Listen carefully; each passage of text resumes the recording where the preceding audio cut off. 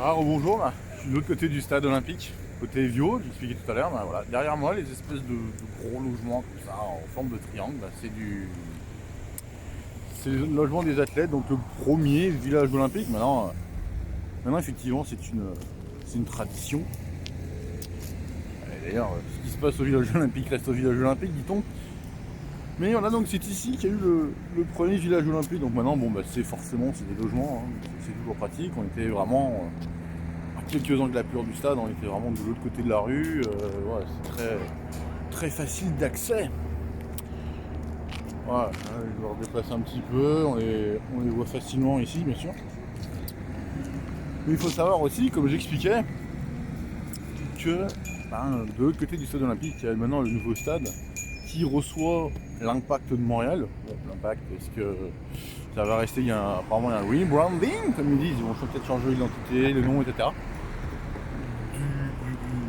Du club, donc de l'Impact de Montréal, qui devrait peut-être s'appeler Football Club Montréal, Sporting Club, on verra bien ça en janvier.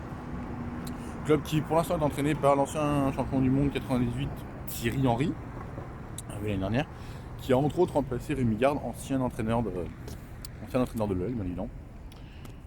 Donc voilà, c'est un stade d'une 20 000 places à peu près.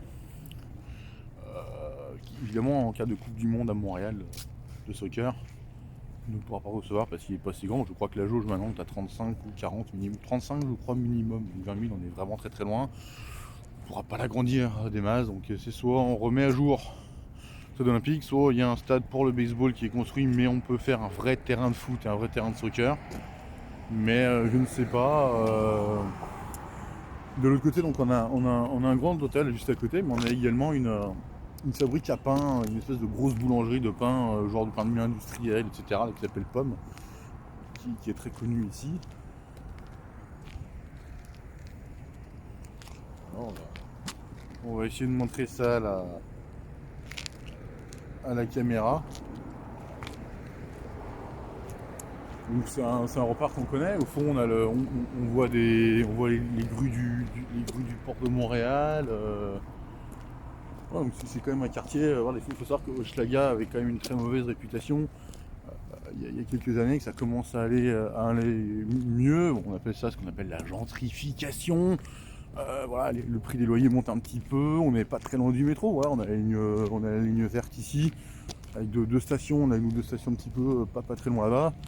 En un petit quart d'heure, même pas, on est en centre-ville en métro. Il y a un gros réseau de bus qui passe juste à côté.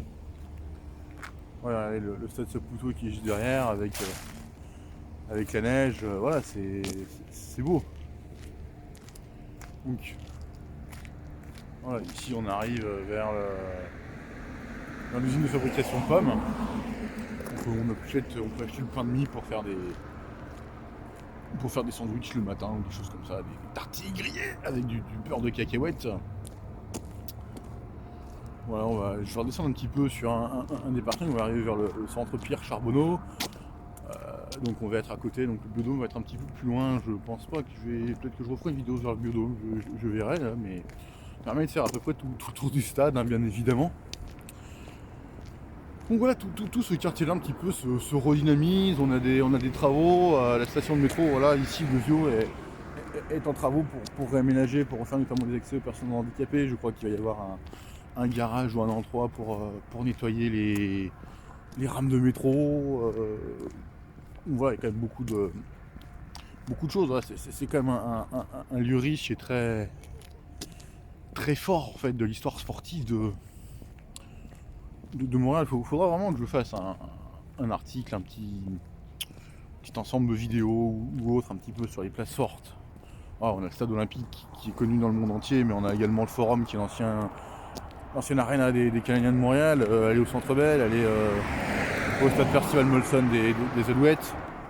Il y a quelques lieux comme ça symboliques. Montréal, le sport est quand même une notion. Déjà en Amérique du Nord, États-Unis, Canada, le sport est quelque chose déjà, c'est ancré dans la société. C'est pas comme en France. Voilà, les sportifs ici, c'est pas. Voilà, il y a moins de critiques sur les histoires de salaire, des choses comme ça. Ça arrive bien évidemment, mais Ouais, la méritocratie par le sport, l'élévation sociale par le sport est réelle aux États-Unis et au Canada, peut-être un petit peu moins au Canada parce que les grosses franchises sont toutes américaines, mais voilà, avec tous les cursus universitaires, il y a des équipes qui permettent derrière avoir des joueurs professionnels. Voilà, je rappelle par exemple que la capitaine de l'équipe de France de hockey sur glace, Marion Lemos, est passée par l'université ici, elle joue au Carmin de Montréal et elle a joué donc à l'université a étudié à l'université de Montréal. Ça montre aussi, voilà, c'est un petit exemple effectivement. Ça vaut évidemment pas les grosses universités américaines qui jouent en NCAA ou autre, mais voilà, ça reste quand même du très gros niveau. Voilà, ici, ça permet après d'avoir des bourses, ça permet d'avoir beaucoup de choses, donc d'avoir des études pour de nombreux étudiants. Et ici, c'est vraiment une culture. Voilà, je vous ferai un résumé un jour, il n'y aura aucun problème là-dessus. Donc voilà, je continue un petit peu de redescendre du haut, c'est juste pour vous montrer encore une petite vue un petit peu de la tour penchée de l'autre côté, bien évidemment. Voilà, on va commencer. Voilà, elle commence un petit peu à. Elle commence à s'illuminer ici, voilà, on la voit, là on a bien le stade. On a le stade Saputo ici, on a la tour olympique du stade olympique juste ici. Voilà, et derrière moi, on arrive vers l'extrémité derrière, on a le parc Maisonneuve, on a voilà, avec le jardin botanique, voilà, donc un gros parc encore, voilà, on connaît beaucoup le parc La Fontaine, mais il y a le parc Maisonneuve. Ouais, ça permet, voilà, puis tout ce parc. En hiver, des fois, il y a des patinoires naturelles avec des gros lacs qui sont mis en gel, où on peut faire un peu de patin, un peu de hockey, des choses comme ça. Puis ils créent des fois de temps en temps des petites patinoires artificielles quand il ne fait pas encore suffisamment froid pour mettre de l'eau, enfin pour mettre de la glace sur le gel, quoi. Regardez si elle est pas belle. La belle tour penchée comme ça, magnifique. On voit les câbles qui retiennent la structure du toit. C'est magnifique. Quand l'architecture sportive ressemble à quelque chose de fier. Alors beaucoup ici n'aiment pas forcément, hein. Bon, ça c'est comme tout quand on construit des gros bâtiments, des gros trucs un peu en béton, on n'aime pas trop, hein. On préfère les beaux trucs en bois naturel. Il y en a. Alors moins à Montréal parce qu'effectivement on est dans une grande ville à Montréal. Mais... Voilà, c'est un petit peu pour le petit tour de l'autre côté du stade, avec une autre vue, avec la vue un petit peu de l'entrée sud, l'entrée ouest l'entrée est du stade Saputo.